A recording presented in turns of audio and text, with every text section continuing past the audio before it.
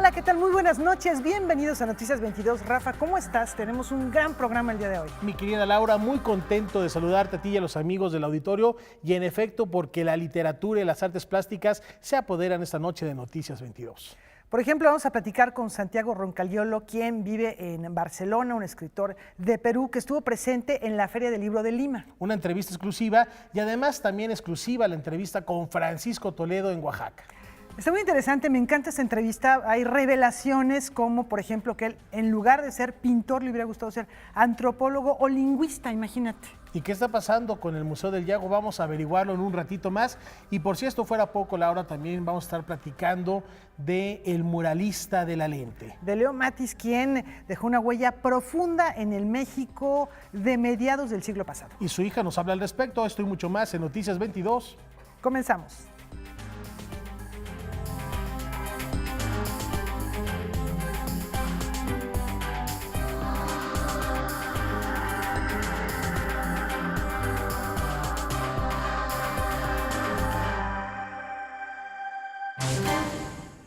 Bueno, vamos a comenzar, Rafa, con algo que debería tocar a las nuevas generaciones o a las generaciones anteriores, pero que no han tenido la oportunidad de acercarse a la obra de este autor. Siglo XXI Editores ha decidido poner de nueva cuenta en circulación el trabajo más crítico e incisivo de Luis Espota. Es su monumental serie La costumbre del poder. Creo que hay que revalorar la obra de Espota. De una manera u otra, tuvo, usted lo sabe bien, hace 30, 40 años, un auge muy grande. Sus obras, sus diversas obras, pues alcanzaban tirajes de por arriba de los 10,000, 20,000, incluso 100,000 ejemplares algunos. A poco más de un año de las elecciones presidenciales, Siglo XXI Editores publica las 6 novelas de Luis Espota que conforman la serie La costumbre del poder. Retrato hablado, Palabras mayores, Sobre la marcha, El primer día, El rostro del sueño y La víspera del trueno. El director general de esta casa editorial, Jaime Labastida, explica las diferencias en el México de la época en que Espota publicó sus novelas y el de hoy en día. ¿Por qué estos 6 ahora? Porque a mi juicio constituyen, y así es, una unidad, son una serie. Él los publicó conforme los iba escribiendo, uno por uno. Sí. Pero al término de la publicación de los 6, él mismo advirtió que se trataba de una serie, de una unidad. Pero nunca se publicaron como tal, como unidad. En aquella época, pues México era muy distinto, hace 40 años. Ahora es la 12ª economía del mundo. En aquella época era un país petrolizado. Ahora el petróleo representa una pequeña parte de las finanzas estatales. Ahí aparecía, digamos, como uno de los principales grupos de poder, un consorcio televisivo. Ahora ese consorcio televisivo, si es que pudiera ser el mismo, pues tiene escasa influencia. Sí. Hay otros grupos de poder. Los que aparecían allá como grupos de poder importantes, hoy ya no lo son, pero sigue habiendo grupos de poder. Ya no hay un partido hegemónico. Pero dentro de cada partido hay las mismas presiones de siempre. Las 6 novelas de la colección La costumbre del poder se encuentran ya a la venta en librerías. Noticias 22, Irma Gallo. Por regresar a un canon. Indiscutiblemente hay que releer, quienes ya lo hicimos, y si no, acercarse, como bien decía, las nuevas generaciones a la obra de Luis Espota. Y en otros temas, también a propósito de rescatar las tradiciones, Laura. Sí, el Taller de la Gráfica Popular, que es un colectivo al que pertenecieron artistas muy importantes como Leopoldo Méndez, como Pablo Higgins, del cual hemos hablado aquí con mucha frecuencia, y que pues hizo que tuviera fama internacional el grabado mexicano. Y ahora cumple 80 años de poner el arte al servicio de la lucha social. Surgido como respuesta política y estética contra el ascenso del nazismo y el fascismo y en apoyo a las luchas populares, el Taller de Gráfica Popular celebra sus 80 años con una exposición. el taller de gráfica popular se desprendió del movimiento conocido como Liga de Escritores y Artistas Revolucionarios, para convertirse en uno de los movimientos gráficos más importantes de nuestro país y el mundo. Desprendieron al taller de gráfica popular de la LEAR. Y esto significa un acontecimiento histórico porque no se quedó en un taller de gráfica, sino que influyó a la danza, a la arquitectura, al cine. Hay un grabado de Leopoldo Méndez incluido en una película del Indio Fernández y Gabriel Figueroa, en la literatura, en fin, procrearon un movimiento de producción de signos libertarios que no despreció el humor, por ejemplo, la ironía. Conformada por 58 reproducciones en gran formato, de grabados y carteles, esta agrupación se convirtió en punto de reunión, reflexión y aprendizaje para consagrados grabadores tanto mexicanos como extranjeros. Nombres como Pablo Higgins, Luis Arenal, Leopoldo Méndez o José Chávez Morado están vinculados a él. Después hubo la idea de concentrar el esfuerzo en un taller, un grupo de artistas de muy buen nivel que funcionarían como taller, y se creó entonces el taller editorial de gráfica popular, que muy pronto perdió la E y se convirtió en taller de gráfica popular nada más. Entre las figuras que estaban en la fundación, bueno, pues estaba Pablo Higgins, Leopoldo Méndez, yo diría que los mejores grabadores de la época. La forma taller tiene su máxima expresión en el TGP. Es decir, no nada más hacer, para decirlo en términos académicos, a lo güey las cosas, sino reunirse, criticarse uno al otro, aprender uno del otro, emular y decir, sin duda, este es el mejor, sin duda, esto hay que adoptarlo todos, etcétera. Esa reflexión. El secretario de Cultura capitalino destacó el valor histórico de estas piezas. El derecho a la memoria histórica, a conocer quiénes somos, de dónde venimos, cuáles son los avatares que hemos cruzado en nuestro tiempo. Y esa memoria histórica tiene que estar integrada desde toda su diversidad. La aportación al arte, a la visión del mundo, al pensamiento de esa generación de artistas que cruzan en el taller de gráfica popular, que venían de otros lugares y fueron a otros lugares, pero que en un cierto momento encontraron este punto, este puerto de encuentro donde se dio un fenómeno que ya han explicado los maestros. Durante la inauguración de esta muestra, se adelantó la realización de una exposición con algunos de estos grabados en el Museo Nacional de la Revolución. La exposición 80 años Taller de Gráfica Popular estará en las rejas del Bosque de Chapultepec hasta el 3 de septiembre. Noticias 22, Víctor Gaspar. Una de las ventajas que se ofrecía en torno a la gráfica popular es que la posibilidad de reproducir estas obras iba a permitir que las piezas circularan entre el público, que fuera amplio el conocimiento que tuviera la población y que se pudiera discutir en torno a ellas. Entonces, por eso la gráfica es importante, por esta posibilidad de reproducción masiva. Y con una tradición tan importante en México, con nombres trascendentes, ya lo decíamos, O'Higgins, pero también está José Guadalupe Posadas entre estos referentes de la gráfica mundial, no solo de México, y hablas de la reproducción masiva, que también la encontrábamos manifiesta en los diarios de circulación popular en aquellos principios, en los albores del siglo XX. Y ahora vamos a viajar entre malabaristas, payasos, otras atracciones circenses, Rafa. Así es, la troupe nos propone disfrutar una semana de puro teatro en el Centro Cultural del Bosque.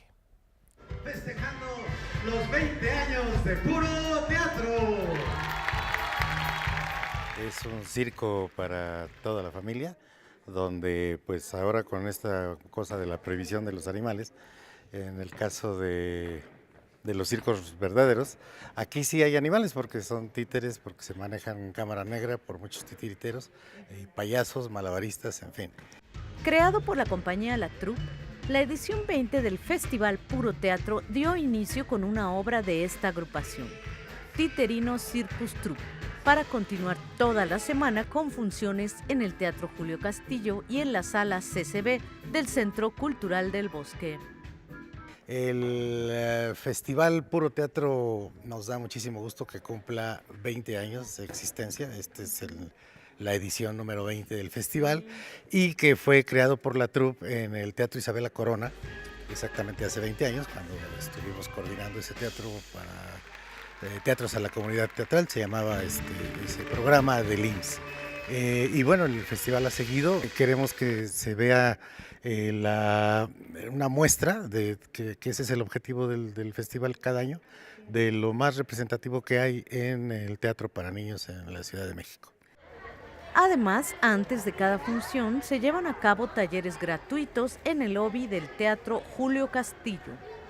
Los talleres familiares que se hacen aquí en el lobby, que también han sido desde la primera edición, se siguen realizando, ¿no? Entonces es una labor que tenemos con trabajadores sociales de pasantes, gente que está terminando sus carreras en comunicación, en diseño. El Festival Puro Teatro continuará hasta el 6 de agosto con obras de distintas compañías. Noticias 22, Irma Gallo. Bueno, pues 20 años de puro teatro. Puro teatro, y hay que celebrarlo toda esta semana. Y por lo pronto nos vamos a una pausa y al regresar, lo prometido es deuda, una entrevista con Francisco Toledo.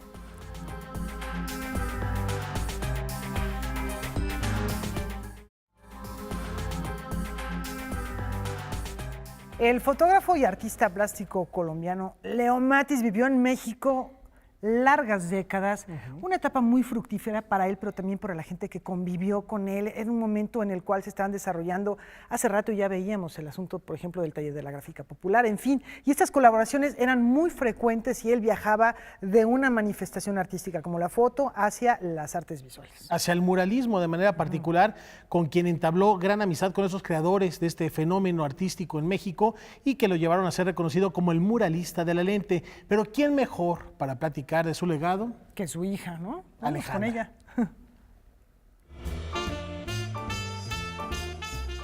Leo Mathis fue el hijo mayor de 7 hermanos. Creció en Aracataca, Colombia, y se inició en el mundo del arte como caricaturista y pintor. El tiempo y su talento para observar habrían de llevarlo a conquistar México durante los años 30 y 40, rodeándose de maestros como Manuel Álvarez Bravo y Gabriel Figueroa. Su vena de artista plástico lo llevó también a tender puentes entre la pintura y la fotografía, granjeándose el título de muralista de la lente. Así lo recordó su hija Alejandra Mathis, presidenta de la fundación que salvaguarda su legado, en una conferencia en la que abordó los 3 rostros que dibujan la totalidad de Leo Mathis: el hombre, el artista y el padre. Yo diría que fue un personaje muy macondiano, aparte porque nació en Aracataca y nació encima de un caballo, entonces yo creo que él representaba muy bien los personajes de Macondo. Enrique Santos Montejo, abuelo del actual presidente de Colombia, fue quien obligó a Leo Mathis a volverse fotógrafo. Y su papá lo llevó a ver una película que lo enloqueció, que se llama Allá en el Rancho Grande, dirigida por Fernando Fuentes y con las fotografías de Gabriel Figueroa. Y él absolutamente dijo: yo tengo que ir a México, sé que en México haré cosas, México aprenderé, tengo que ir a México. Aquí vivía un amigo de él, un gran poeta que se llamaba Porfirio Barba Jacob, y Porfirio lo lleva a él a trabajar a la revista Así. En esta revista se da a conocer como fotoreportero, gracias a trabajos como el que realizó con Luis Espota en el penal de las Islas Marías. Yo pienso siempre que mi papá tenía un plus, y era que era un fotógrafo latinoamericano. Los grandes fotógrafos que llegaron aquí fueron sobre todo europeos y americanos, pero llegar este fotógrafo colombiano tan cerca de la cultura mexicana, pues yo creo que eso ayudó muchísimo a entablar la amistad que entabló con el maestro Clemente Orozco y con otros como Siqueiros y Diego Rivera. En los años 40, Mathis comenzó a colaborar con David Alfaro Siqueiros en el proyecto Cuauhtémoc contra el mito, pero debido a que se vinculó con la revista Selecciones de Reader Digest y viajó por varios países de Centroamérica, no pudo darle seguimiento a ese trabajo hasta su regreso a México en 1947. Se encuentra con la exposición que tiene David Alfaro Siqueiros en el Palacio de Bellas Artes en 1947 y encuentra sus fotos reproducidas en cuadros de Cavalletti. No era el proyecto de kilómetros de murales que le había ofrecido Siqueiros, entonces mi papá monta en cólera, exageró mucho porque no sabía con quién se había metido, ¿no? A partir del 3 de agosto, el Museo del Palacio de Bellas Artes inaugurará una exposición centrada en las composiciones visuales de Leo Matiz, que dieron origen a ese proyecto que marcó el desencuentro intelectual con el muralista y que lo orilló a dejar nuestro país, a donde no regresaría sino hasta cerca de medio siglo después. Para Noticias 22, César H. Meléndez. Bueno, pues, ¿qué te parece, Rafa? Fascinante la obra de Leo Matiz y además recordar que además de esta exposición, El muralista de la lente, está por inaugurarse una más en el Palacio de Bellas Artes, donde se da cuenta de la trascendencia de ese gran artista colombiano. Bueno, decíamos ahora que tenemos un programa, Rafa, espectacular. A mí me ha gustado muchísimo, por ejemplo, lo que acabamos de ver, artistas y la presencia de uno de los creadores más comprometidos con las raíces populares, con el pasado, con la vida cultural de nuestro país. Por su aporte a la vida artística y cultural de México, particularmente la de Oaxaca, está fuera de toda discusión. El maestro Francisco Toledo es un referente indiscutible y habló en exclusiva para Noticias 22. Francisco Toledo celebró hace poco 77 años de vida. Aunque él afirma que ya no le es fácil hacer muchas cosas, no para en todo el día. Tiene reuniones de trabajo desde muy temprano para sus proyectos artísticos. Apoya los trabajos y planes del Yago, el Centro Fotográfico Álvarez Bravo, la Fonoteca Eduardo Mata y el Centro de las Artes de San Agustín Etla, por mencionar solo algunas instituciones que ha ayudado a crear. Pues estoy cansado de haber hecho tantas cosas ya, entonces también quiero paz. Lo que tengo que hacer es pintar y ya, no andar en otras cosas que quitan tiempo, pero bueno, ya está, así funcionamos. Siempre estoy haciendo algo, ¿no? Realmente no dejo de hacer de la pintura, luego me meto un rato en el grabado, pues sí, en realidad no, pues sigo en lo mismo, pues así desordenadamente, haciendo una cosa, otra. Rodeado de los libros que ha reunido a lo largo de su vida y que forman parte de la Biblioteca Pública del Instituto de Artes Gráficas de Oaxaca, Toledo reconoce que le hubiera gustado dedicarse a otra cosa que no fuera un pintor. Creo que me hubiera gustado haber sido otra cosa que no sea un artesano, un pintor, no sé, haber estudiado un poco más para poder ser, pues no sé, algo como un antropólogo, un investigador de las culturas o un lingüista, bueno, las lenguas, sobre todo la nuestra, la del zapoteco del Istmo, pues siempre me ha intrigado, me ha gustado estudiarlo a través de, bueno, hay 2 o 3 vocabularios, diccionarios, uno del siglo XVI de Córdoba y otro de la época de Don Porfirio, que llaman el vocabulario zapoteco del centenario. Y bueno, y ahí se puede uno ir hacia atrás y comparar con lo que se habla y como las raíces ahí están. Entonces es muy interesante, eso me gusta mucho, pero pues no siempre tengo tiempo. De su trabajo habla poco. Dice estar realizando varios proyectos al mismo tiempo, como la edición de unos libros que publicará Fomento Cultural Banamex, en donde se dará cuenta de su obra. Lo que sí tiene claro es el proceso que lo lleva a la creación. No sé si es distinto a el papel en blanco de cuando un escritor se enfrenta o cuando un artista se enfrenta al papel en blanco. No sé si es lo mismo, pero el caso es que si usted tira color digamos, dibuja o raya o aplica colores en el papel o en el lienzo, pues tiene chance, digamos, de borrar, de quitar. Entonces, muchas veces usted busca el papel en blanco, porque el papel Sí, hay una diferencia, porque el papel para un pintor es la luz, porque mientras usted conserve el blanco,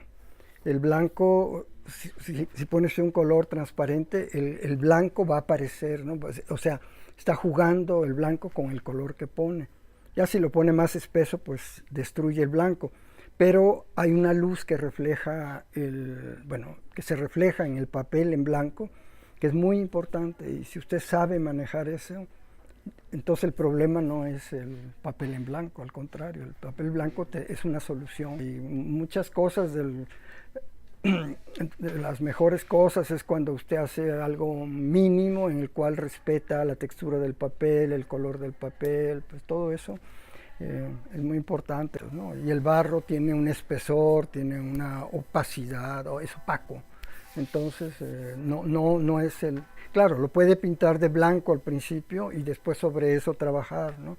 Y sí, pero no como sobre todo en las acuarelas, cuando pinta usted sobre un papel. Entonces, bueno, el papel, el blanco es la gran ayuda, es el que sepa manejar el blanco del papel, pues es un buen blanqueador, ¿no? Una de las tareas que le han ocupado son la conservación y difusión del zapoteco. Bueno, mis abuelos hablaban zapoteco del Istmo, mis padres también, mis tías, pues toda la familia. Entonces yo crecí rodeado de la lengua zapoteca y pues le tengo un gran amor y creo que es una lengua muy bella y muy expresiva, no sé. Entonces, bueno, pues es algo que yo tengo que ayudar a que sobreviva, porque por la belleza, porque pues no sé, porque somos herederos de una cultura, qué sé yo, algo que suene como un un mensaje nacionalista, pero no es así, ¿no? Realmente es una lengua muy, muy bella. Para Noticias 22, Gonzalo González, Armando López, Alberto Aranda, enviados especiales. Bueno, esta es parte de la actividad que desarrolla Francisco Toledo, pero no se queda ahí. Su trabajo con las lenguas originarias de esta zona del país ha sido muy profundo. Natalia Toledo, su hija, ha colaborado con él en innumerables ocasiones. Ya lo referías, activista, luchador social, ambientalista, promotor de cultura, filántropo. Están estos talleres extraordinarios también de papalotes. Y vamos a ver de manera particular en esta segunda parte de la entrevista lo que ha hecho para promover el zapoteco. Recientemente, nuevos materiales se sumaron a las publicaciones que ha realizado Francisco Toledo, como las fábulas de Esopo y los premios de poesía en zapoteco. Claro, las propuestas vienen de especialistas, digamos, ¿no? Pero especialistas, traductores como Cata, del zapoteco del Istmo, Seferino del zapoteco del Valle, Pergentino del zapoteco de la Sierra Sur y Juanita de la Sierra Norte. Ellos son los que, bueno, pues son los traductores oficiales de una agrupación que no depende de casa, que es independiente y es amigos de las lenguas indígenas o no sé cómo se llame. Entonces, los recursos vienen principalmente de esa asociación y luego hay donativos y luego se consiguen becas o no sé qué más. Y bueno, pues la idea es crear un material que puedan utilizar los egresados de la normal bilingüe de Tlacochahuaya. Entonces, pues todo este material está hecho para ser usado en las escuelas primarias o secundarias. Desgraciadamente, como no hay un plan de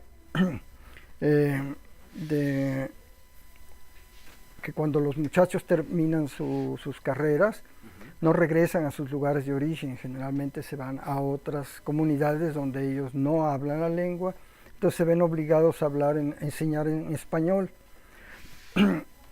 por un lado. Por otro lado, pues no cuenta el material que nosotros estamos haciendo, pues estamos adelantándonos por si acaso la Secretaría de Educación Pública, el IEPO, la sección 22, un día piensan que lo lógico es que los muchachos que son UAVes regresen a la zona UAVE y no se vayan a la zona MIGE, y los MIGES se vayan a la zona MIGE y que allá enseñen. Entonces este material servirá cuando hay esta disposición de estas instituciones que cada una de ellas no sabe qué hacer y no cumple con la función de esta escuela, ¿no? Que formar maestros bilingües. Junto con otros colaboradores, entre ellos su hija, la poeta Natalia Toledo, presentaron una lotería, una ruleta y diferentes cuadernos que servirán de apoyo para maestros de Oaxaca y comunidades en Los Ángeles, California, y en San Quintín, en Baja California, México, en donde se enseña esta lengua. Hay cuadernos donde hay como en los cuadernos que yo estudié hace 60 años o más, donde hay las tablas, alguna información, alguna biografía, hasta una receta de cocina. Bueno, aquí hay una cosa que es muy bonita, que es un problema matemáticos de la época de las pirámides, bueno, no sé de qué dinastía ni de qué años. Alrededor de 1550 antes de Jesucristo. Entonces una información para los muchachos que estudian matemáticas. Si quieres le leo el problema. Y dice, en 7 casas hay 7 gatos, cada gato atrapa 7 ratones, si cada ratón comiera 7 mazorcas de maíz y cada mazorca de maíz sembrada produjera 7 galones de grano, ¿cuántas cosas se mencionan en total? Y hay una rueda de colores también, pero que creo que no se puede abrir porque si no hay que pagarla. Entonces, la cuelga y le da vuelta el maestro y donde caiga el muchacho tiene que decir, cayó en el negro, ¿no? Y entonces ya dice, ¿cómo se dice en zapoteco del istmo? Y entonces ya están allá. Aquí el problema es que todos los negros son iguales y aquí tienen un negro pálido, negro azabache, azulado. Defensor del patrimonio arquitectónico, Francisco Toledo reconoce con franqueza la situación que se vive sobre el patrimonio. Hay una gran cantidad de pueblos muy, muy feos, que fueron muy bellos, con el cierto auge económico, las gentes han cambiado mucho sus estilos de vida, estilos de casas, y para peor, ¿no? Para casas modernas que no son buenas para este clima, pero que la gente que quiere ostentar cierta riqueza o que está mejor económicamente, pues se construye casas más bien para mostrar su éxito económico más que para vivir en una casa armoniosa como antes construían, ¿no? Se ha perdido mucho la construcción vernácula, los materiales del lugar, todo eso se ha perdido. La destrucción es inevitable, ¿no? Creo. Ajá. En todo México y en todo el mundo, creo que pues si usted va a la India o ve fotos de la India, también los pueblos que tenían cierta calidad de construcción por materiales, todo eso se ha perdido ya. Para Noticias 22, Gonzalo González, Armando López, Alberto Aranda, enviados especiales. Bueno, hay una propuesta para preservar esta lengua que es hablada casi por 800,000 personas, que el zapoteco, hay 62 variantes lingüísticas de esta lengua. Imagínate, por todas estas zonas que ya escuchábamos al maestro Toledo, donde se habla de una manera distinta. Es importante preservarlo, como todo el patrimonio cultural también prehispánico que ya subraya el maestro Toledo, y también enfatizar su eclecticismo, esta versatilidad que tiene, como para hacer este círculo de colores y saberlos en el Qué idioma buena idea, zapoteco. además, Maravilloso. qué juegos para los niños y para otras personas que estén interesadas también en acercarse a esta lengua, aunque no sea su lengua materna. Hasta ilustrar a Lino Corrodi con este Pinocho extraordinario que hace el maestro Toledo. Muy bien por el trabajo de Alberto Aranda, y con esto nos vamos a una pausa y al regresar, Laura, Santiago Roncaliolo. volvemos.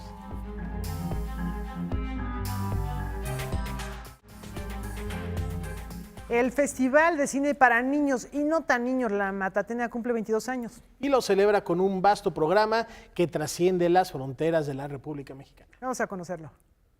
En el 22 Festival Internacional de Cine para Niños y no tan niños. Son 98 materiales de 22 países después de haber hecho una selección de 275 materiales de 45 países. Entonces han sido altas dosis de cine para niñas y niños. La Matatena, el Festival de Cine para Niños y no tan niños, llega a su 22ª edición con una programación intensa y nutrida que se extiende por primera vez a la ciudad de Pachuca, Hidalgo, así como al Panteón de San Fernando y la Universidad Autónoma de Chapingo. Tenemos 19 programas que se van a ver completo el festival en Cineteca Nacional y en la Filmoteca de la UNAM. Y este año yo creo que también tenemos un gran logro que entonces implican más retos, y es que se suman más faros gracias a la Secretaría de Cultura de la Ciudad de México y a la red de faros. Este año vamos a tener funciones en el Faro Oriente, en el Faro Aragón por segunda ocasión, en el Faro Tláhuac, que eso también estamos muy entusiasmados. Tenemos 9 largometrajes entrañables, la posibilidad de ver a Bulele de Israel, o Al nivel de los ojos, o Wendy, que vienen de Alemania, y Al nivel de los ojos ha sido un largometraje que ha ganado en muchos festivales a nivel internacional. Tenemos un programa para niños de la primera infancia, un largo que es Casper y Emma en África. Sí, tenemos dentro de estos materiales que comentaba, de los 98 materiales de 22 países, 69 materiales están en competencia. Además, el 13 de agosto se darán a conocer las películas ganadoras que serán elegidas por un jurado de 12 niños de 9 a 13 años de edad. El Festival La Matatena se llevará a cabo del 8 al 13 de agosto en la Cineteca Nacional y la Filmoteca de la UNAM. Para horarios en otras sedes, consulte la página web. Noticias 22, Irma Gallo. El gusto por el cine desde pequeñitos. Y entre las voces que destacan en la literatura peruana contemporánea está indiscutiblemente la de Santiago Roncagliolo. Es un autor bueno, no, sí, está bien, es que de pronto platicar, por ejemplo, de Abril Rojo, que tiene un personaje entrañable, es un fiscal que se llama Félix y que investiga en torno al resurgimiento de algunos líderes de Sendero Luminoso, pues esta agrupación terrorista que desató la violencia en los años 80 particularmente de una manera tremenda, hizo un infierno, pero bueno, que con esta obra se convirtió en el más joven autor en ganar el premio Alfaguara de novela. Esto fue en el año 2006, y él también dramaturgo, quien reside desde hace unos años, ya lo comentabas Laura, en Barcelona, estuvo presente en la Feria del Libro de Lima, regresando a sus terruños natales. Pues vamos a escuchar esta conversación. ¿Qué significó ser escritor en los años 90?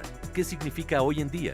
Sobre este y otros temas, platicamos con Santiago Roncagliolo, uno de los autores peruanos más reconocidos de su generación. Vivimos una época en la que lo que hay es muchas voces y cada autor busca su propia manera de comunicar, y creo que por eso es una época fascinante también, y una época que siempre te sorprende. Siempre tuve el miedo a no ser escritor. Donde yo crecí, ser escritor parecía imposible. Ahora vengo a Lima y me encuentro con esta feria del libro, que es una linda feria del libro, con muchísima gente, con mucha gente comprando novelas y ensayos. Y es un país donde ser escritor es mucho más posible. Y de hecho, justamente es la gente de mi edad la que ha empezado a aprovechar una industria editorial más grande, ¿no? Querer ser escritor daba mucho miedo en los años 90, cuando parecía que era simplemente saltar a un pozo, ¿no? Empezar y mantenerse escribiendo y publicando libros es muy difícil. Hay mucha gente haciéndolo muy bien y no tanta gente leyéndolos. ¿De qué literatura han abrevado los escritores de la generación de los 90? ¿Cómo se ha narrado la historia de América Latina después del boom? Esto nos responde el autor de la trilogía sobre el siglo XX hispano, reunida en los títulos La Cuarta Espada, El Amante Uruguayo y Memorias de una Dama. Yo creo que en la historia de América Latina la violencia no se crea ni se destruye, solo se va transformando. Es guerrillera y luego es de narco y luego es delincuencia común. Cambia de forma y cambia de sentido, pero es una constante. Creo que todos los escritores que hablamos de la violencia le debemos mucho a Mario Vargas Llosa y también a uno que es menos conocido en el exterior que se llama Miguel Gutiérrez, un gran autor sobre la violencia en la historia de este país. Pero Bryce nos enseñó a tener humor, a reírnos, a no tomarnos tan en serio todo el tiempo. Ribeiro nos enseñó que las pequeñas personas, los pequeños fracasados, tienen historias y tienen historias que tocan partes muy importantes de todos los seres humanos. Arguedas nos habló de los conflictos de este país y de las zonas que quizá la gente de la ciudad no veíamos de este país. Y creo que uno se va, todos los escritores somos una especie de Frankenstein de pedazos y miembros separados de los escritores con los que crecimos.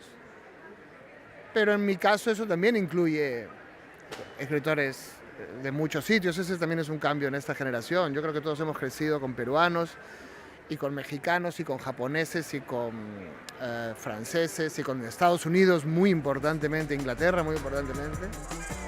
¿Cuáles son los temas que cruzan las novelas de Santiago Roncagliolo?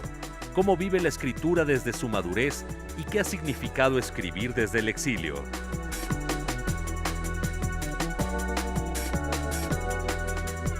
Estoy en una edad muy extraña de mi vida porque tengo hijos y padres todavía juntos y es como ver de dónde vienes y a dónde vas. Y además he pasado una crisis de los 40 que no ha sido crisis, ha sido una masacre. Espero que haya acabado, pero cada día algo revienta de nuevo. Y es como un terremoto en tu vida, ¿no? Y siempre escribo de terremotos y de cosas que sacuden a los personajes. De vez en cuando esos personajes somos nosotros mismos, mis hijos, yo, mis padres.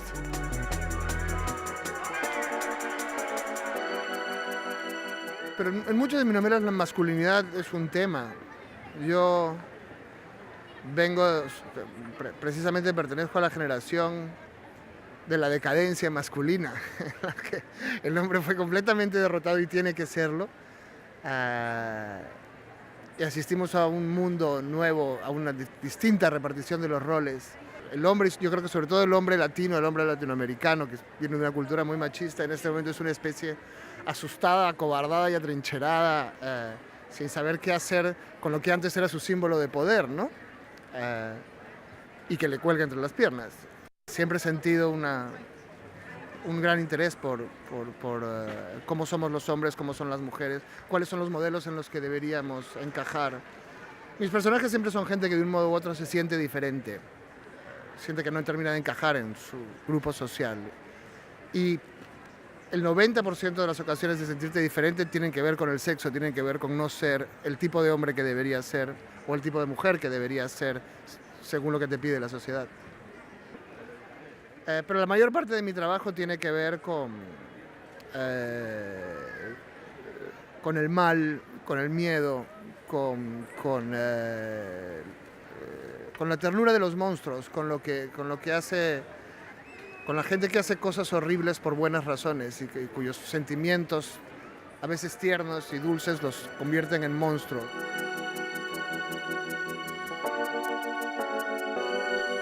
Escribir es en mucho volver sobre todo cuando escribo del Perú, es volver a un país que dejé hace ya mucho tiempo, 17 años, en el que sigue mi familia, al que sigo volviendo, en el que sigo teniendo un montón de lectores y amigos. Y escribir es una manera de recordarme, y ahora también recordarle a mis hijos quién soy, de dónde salí, qué cosas había y qué cosas hay en el lugar en el que yo me convertí en un hombre. Y en ese sentido escribir es mi principal vínculo con el que sigo llamando a mi país. Con información y texto de Guadalupe Alonso, Óscar Helguera, Noticias 22. Y a seguirlo en sus artículos en el diario El País. Y La sopa está servida, Laura. La sopa está calientita, servida, rica, para que nos alimentemos de creatividad, ¿no? Y de paso, comencemos a darle un nuevo uso a los desechos que generamos.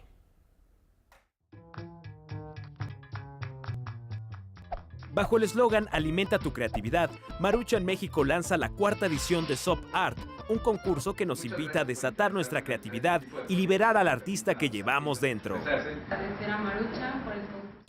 Sentíamos que hacía falta un hueco que cumpliera por una parte con el tema de responsabilidad social, que trae implícito la parte de sustentabilidad, y por otro lado que fuera un entretenimiento, ¿no? Algo divertido para la gente.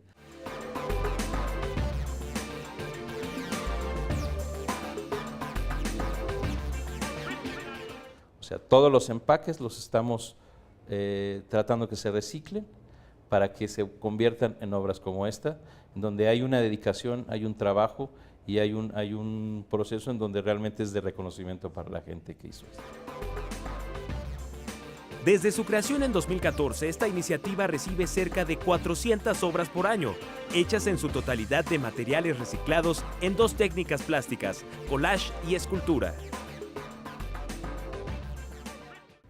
Y me impresiona todo el talento que hay en México, todo el ingenio.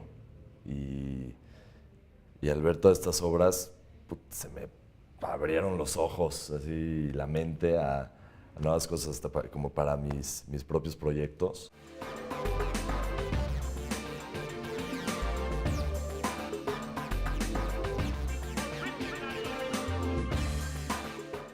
Fue interesante saber que sí encontramos un poco de todo.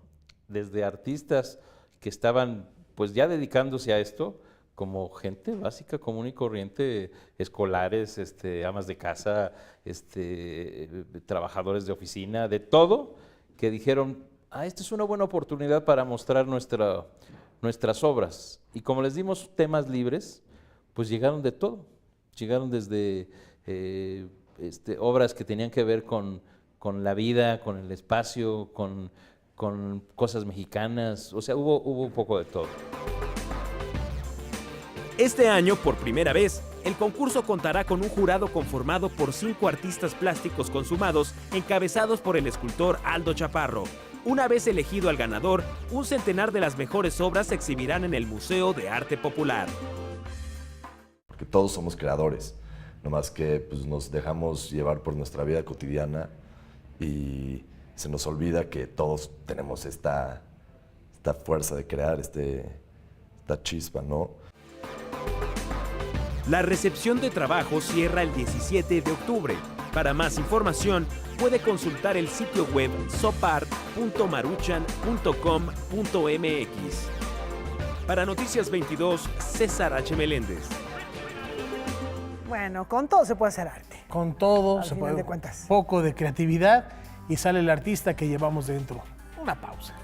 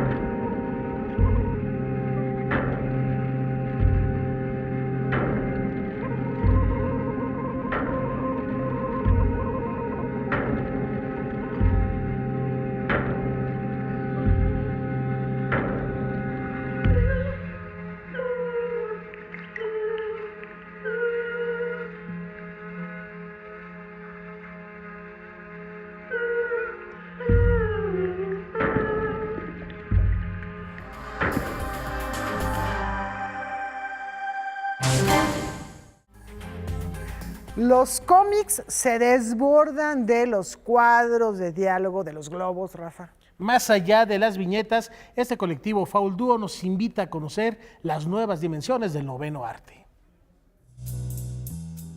El colectivo Un Fauldo presentó el libro La historia en el fauldo mundo moderno, colectivo que, a partir del trabajo de Óscar Mazzotta, deconstruye e integra en sus páginas la reconfiguración de la imagen y texto, respetando los códigos de la historieta y estableciendo un diálogo con el ensayo.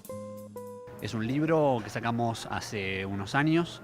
El libro fue hecho por el colectivo Un Fauldo, en el que participo. El libro, La historieta en el fauldo mundo moderno, tiene la particularidad de ser la adaptación en historieta del célebre ensayo de Óscar Mazzotta, un ensayista argentino, que publicó un libro llamado La historieta en el mundo moderno en el año 1970. Entonces nosotros lo que hicimos es tratar de traducir, adaptar ese ensayo en el lenguaje de la historieta. El colectivo Un Fauldo está integrado por Nicolás Daniluk, Ezequiel García, Nicolás Magilevsky y Nicolás Zuckerfeld, equipo que ha publicado 10 números anuales de su revista homónima. Tenemos 10 números, o sea, venimos trabajando hace 10 años aproximadamente. Nosotros hacemos historietas, por ejemplo, que las llamamos adaptaciones orales, de nuevo el problema de la adaptación, y que dibujamos una historieta, la repartimos en el público y representamos esa historieta en vivo, por ejemplo. La adaptación es una constante en el trabajo de Un Fauldo, en su búsqueda por la expansión de los límites de la historieta. Nosotros tratamos de pensar la historieta. Nosotros pensamos la historieta como un lenguaje en constante mutación. Si para nosotros la historieta no es solamente algo que se pone en un papel y que se viñeta y se pone en globitos, sino que la historieta puede ser pensada a partir de diversas artes. Por eso nosotros tratamos de expandir la historieta hacia el performance, hacia, por ejemplo, el teatro, hacia la música. Es decir, tratar de pensar que la historieta puede ser algo más. Las actividades en torno al libro presentado incluyeron el performance, después de la historieta, con función a documentos recuperados del archivo de Óscar Mazzotta. Todo en el marco de la muestra que está, la exposición que está en el MOAC, curada por Ana Longoni, que se llama Óscar Mazzotta, la teoría como acción. Ahí hay obra nuestra expuesta, hay originales de la historieta en el fauldo mundo moderno y una pequeña semblanza sobre nosotros. La exposición va a continuar hasta las 2 primeras semanas de agosto. Para Noticias 22, Fernando Salinas. Es fundamental ahora reflexionar cómo también la historieta ha influido de manera muy importante en los fenómenos propagandísticos de la historia. Inclusive en Estados Unidos, que es la gran industria del cómic, hubo una cacería de brujas y se creó un código precisamente para evitar que corrompieran los cómics a las nuevas generaciones, pero que está fundamentado, por supuesto, en toda esta ideología que queda plasmada. Vaya, qué buen dato, Rafa. Me sorprendiste. Ahí está. Y ahora dime qué tiene que ver la ciencia, la tecnología y la poesía. Vamos a conocer a Tisla Ota. El uso del lenguaje técnico para producir metáforas e imágenes que apelan a la sensibilidad de un lector con el cual pueda generar empatía son las características del poemario Antimateria de la escritora peruana Tilsa Ota. Pienso que es muy variado, más que tópicos, diría que hay igual como características, ¿no? Como el sentido del humor, como un uso del lenguaje científico-técnico. También creo que hay como una clara latencia erótica y sexual o sensual, pero no tanto de un lado como tan romántico, o sea, un sentido clásico, sino más bien, no antirromántico, pero más pop, ¿no? Como un amor más desenfadado, que creo que también está acorde más con estos tiempos, ¿no? Las neurociencias son uno de los temas que apasionan a la autora, quien a pesar de reconocer su avance, piensa que la mente humana no puede ser del todo explicada. Digamos que el cerebro humano para nosotros sigue siendo un enigma, ¿no? Y sí, cada vez se dice que ya hay máquinas que permiten, por ejemplo, leer nuestros sueños, ¿no? Que pueden ir viendo las áreas que se activan en nuestro cerebro, hacer como una interpretación en la que casi prácticamente te pueden decir con quién y qué soñaste, ¿no? Pero me parece que hay misterios que siempre van a quedar abiertos porque incluso están más allá del lenguaje o incluso más allá de nuestra propia conciencia de nosotros mismos, ¿no? Antimateria es publicado por Juan Malasuerte Ediciones. Con información y texto de Mario Velázquez, Óscar Helguera, Noticias 22. Vamos con danza, música y arte digital. Convexus. Convexus Ballet Contemporáneo estrenará en México su nueva coreografía en el Teatro de la Danza del Centro Cultural del Bosque. Una de estas piezas que voy a estrenar es Run, que es Ocurre, ¿no? Que es un estreno, y es con la música del gran compositor norteamericano Steve Reich, que es la primera vez que en México se genera una colaboración entre un gran compositor de la talla de Steve Reich y una compañía mexicana de danza. Para esta coreografía, para Run, tengo una escenografía en 3D, un video mapping que hice con unos artistas visuales mexicanos y que le da una atmósfera muy particular y muy enriquecedora a la obra, ¿no? Es una obra que también está inspirada en esta novela de George Orwell, 1984, que es una obra que habla también, esta obra de George Orwell, del gran hermano, del estado vigilado, ¿no? De la policía del pensamiento. La obra surge de una residencia que el bailarín y coreógrafo realizó fuera de nuestro país. Tuve la fortuna, el privilegio de ser el primer coreógrafo y bailarín mexicano en tener una residencia artística con Wayne McGregor y Russell Malifant en el Royal Ballet de Londres, en Covent Garden, en Royal Opera House. Así es, estuve ahí por 3 meses y tuve la oportunidad de estar viendo de cerca, trabajando un poco con ellos y aprendiendo y realizando todo este trabajo que a mí tanto me apasiona, que tanto me gusta, ¿no?